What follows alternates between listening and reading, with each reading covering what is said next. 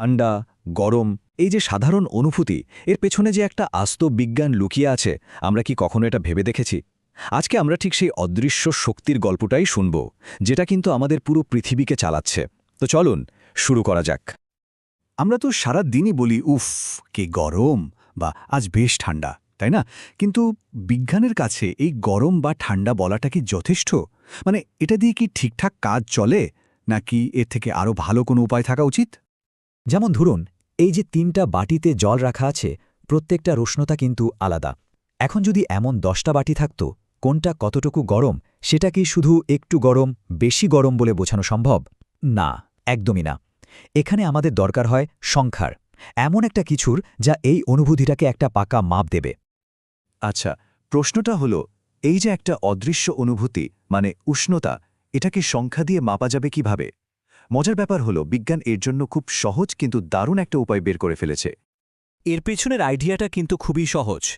বেশিরভাগ তরলই তাপ পেলে একটু ছড়িয়ে যায়, মানে আয়তনে বেড়ে যায়। আর এই বেড়ে যাওয়াটাকেই আমরা মাপার জন্য কাজে লাগাতে পারি। যেমনটা এখানে দেখানো হচ্ছে। দেখুন, শিশিটাকে গরম জলে ডোবানোর সাথে সাথে ভেতরে রঙিন জলটা কেমন সরু নল বেয়ে তরতর করে ওপরে উঠে যাচ্ছে। জল যত গরম হবে, ওটা তত বেশি ওপরে উঠবে। সিম্পল।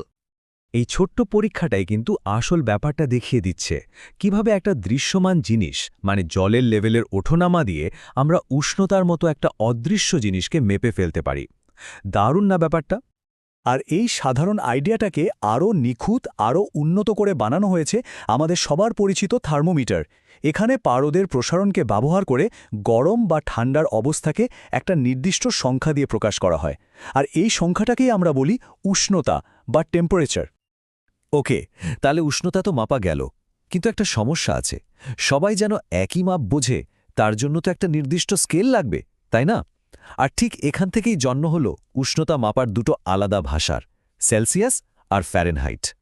এখন একটা নির্ভরযোগ্য স্কেল বানাতে গেলে এমন দুটো পয়েন্ট ঠিক করতে হবে, যা পৃথিবীর সব জায়গায় সব সময় একই থাকবে। বিজ্ঞানীরা ভাবলেন, এর জন্য জলের চেয়ে ভালো আর কি হতে পারে। তাই তারা বেছে নিলেন জলের হিমাঙ্ক, মানে যে উষ্ণতায় জল জমে বরফ হয়ে যায়, আর জলের স্ফুটনাঙ্ক, মানে যে উষ্ণতায় জল ফুটতে শুরু করে। এবার এই ছবিটার দিকে তাকান। একই বরফ গলা জলে একটা থার্মোমিটার দেখাচ্ছে 0, আরেকটা 32। আবার ফুটন্ত জলে একটা দেখাচ্ছে 100, আরেকটা 212। কি অদ্ভুত, তাই না? কিন্তু আসলে দুটোই একদম ঠিক, কারণ এরা উষ্ণতা মাপার জন্য দুটো আলাদা ভাষা ব্যবহার করছে। একটা হলো সেলসিয়াস, আরেকটা ফ্যারেনহাইট। তাহলে এই দুটো ভাষার মধ্যে সম্পর্কটা কি? ব্যাপারটা খুব সহজ। সেলসিয়াস স্কেলটা জলের জমে যাওয়া থেকে ফোটা পর্যন্ত পুরো রাস্তাকে 100টা সমান ভাগে ভাগ করেছে, আর ফ্যারেনহাইট স্কেল ওই একই রাস্তাকে ভাগ করেছে 180টা ভাগে। তার মানে কি, সেলসিয়াসের প্রত্যেকটা ধাপ ফ্যারেনহাইটের ধাপের চেয়ে একটু বড়। আর এই সম্পর্কটা ব্যবহার করেই আমরা এক স্কেল থেকে আরেক স্কেলে যাওয়ার সূত্রটা পেয়ে যাই। বেশ, আমরা এতক্ষণ ধরে উষ্ণতা মাপার ব্যাপারটা বুঝলাম। উষ্ণতা হলো কোনো কিছুর অবস্থা। কিন্তু আসল প্রশ্নটা হলো, এই উষ্ণতা বদলায় কেন? এর পেছনে রয়েছে এক অদৃশ্য শক্তির খেলা। ধরুন, 1 গ্লাস ফুটন্ত গরম জলের সাথে 1 গ্লাস বরফ ঠান্ডা জল মেশানো হলো। কি হবে? সোজা হিসেব, গরম জলটা ঠান্ডা হবে আর ঠান্ডা জলটা গরম হবে, যতক্ষণ না দুটো মিলে একটা মাঝামাঝি উষ্ণতায় আসে। এর তো একটাই মানে হতে পারে, তাই না? গরম জিনিসটা থেকে ঠান্ডা জিনিসটার দিকে কিছু একটা তো নিশ্চয়ই যাচ্ছে। আর এই যে শক্তিটা এক জায়গা থেকে আরেক জায়গায় যাচ্ছে, এটাকেই আমরা বলি তাপ বা হিট। তাহলে সবচেয়ে জরুরি যে কথাটা মনে রাখতে হবে, সেটা হলো, তাপ আর উষ্ণতা কিন্তু এক জিনিস নয়। তাপ হলো সেই শক্তি যা উষ্ণতার পরিবর্তন ঘটায়। এ পর্যন্ত তো সব বেশ সোজাসাপটাই মনে হচ্ছে, তাই না? কিন্তু ঠিক এখানেই বিজ্ঞান আমাদের সামনে একটা দারুণ ধাঁধা নিয়ে আসে। এই ধাঁধাটা একবার দেখুন। একটা গ্লাসে বরফ গলছে, চারপাশ থেকে তাপ এসে বরফের মধ্যে ঢুকছে, এটা আমরা জানি। কিন্তু থার্মোমিটারটা দেখুন, কাঁটাটা 0 ডিগ্রিতেই আটকে আছে। অথচ আমরা একটু আগেই শিখলাম যে তাপ পেলেই উষ্ণতা বাড়ে। তাহলে এই যে বাড়তি তাপটা বরফ নিচ্ছে, সেটা যাচ্ছে কোথায়? উধাও হয়ে যাচ্ছে না জি?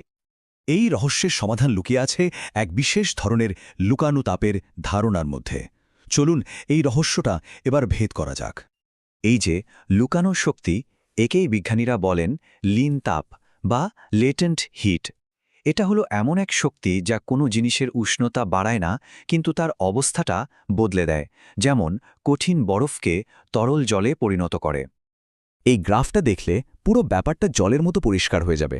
দেখুন, তাপ দেওয়ার সাথে সাথে বরফের উষ্ণতা বাড়ছে, কিন্তু যেই 0 ডিগ্রিতে পৌঁছালো অমনি রেখাটা একদম সমান হয়ে গেল। এর মানে কি? মানে হলো তাপ কিন্তু তখনও দেওয়া হচ্ছে, কিন্তু উষ্ণতা আর বাড়ছে না।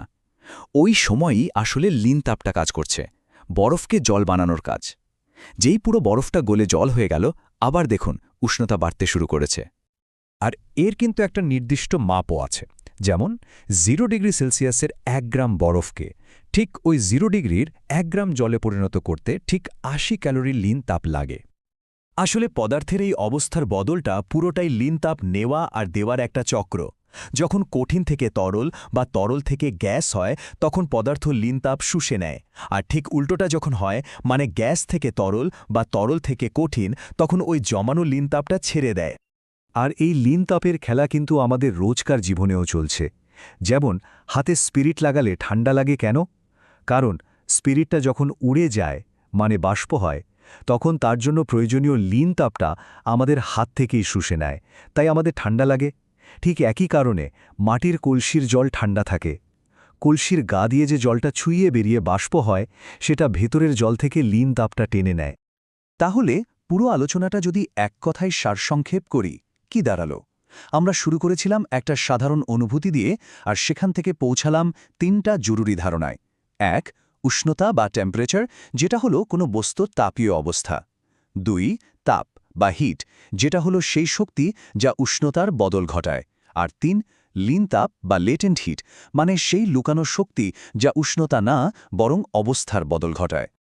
এবার শেষ করার আগে একটা কথা ভাবা যাক। এই যে লিন তাপের মতো একটা অদৃশ্য শক্তি যা পদার্থের প্রতিটি রূপান্তরের পেছনে কাজ করছে, তাহলে আমাদের চারপাশে এমন আরও কত অজানা অদৃশ্য শক্তি থাকতে পারে বলুন তো, যেগুলো প্রতিনিয়ত আমাদের এই চেনা পৃথিবীকে, এমনকি পুরো মহাবিশ্বকে একটু একটু করে গড়ে তুলছে। Thanks for watching. Don't forget to like and subscribe to Animated Shikha for more videos.